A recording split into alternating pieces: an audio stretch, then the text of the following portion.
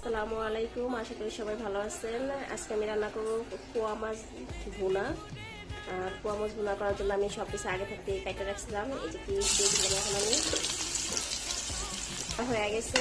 এখন আমি দিয়ে দেবো আদা রসুন, দিয়ে দেবো পানি, এক এক করে দিয়ে দেবো হলুদ পাতি, সামান্য অল্প হলুদ,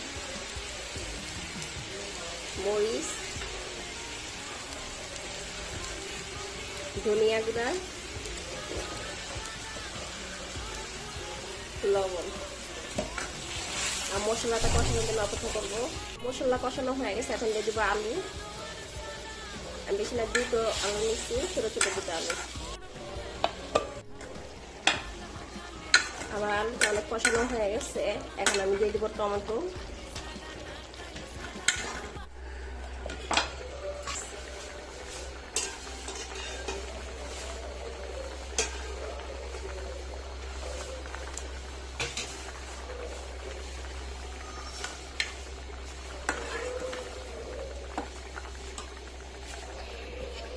এখন দিয়ে দেবো দুটা কাঁচামরিচ, ধনিয়া পাতা,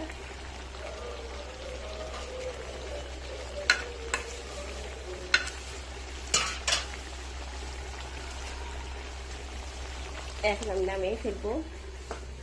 এই দেখেন, নতুন আলু টমেটো দিয়ে পোয়া মাছ রান্না।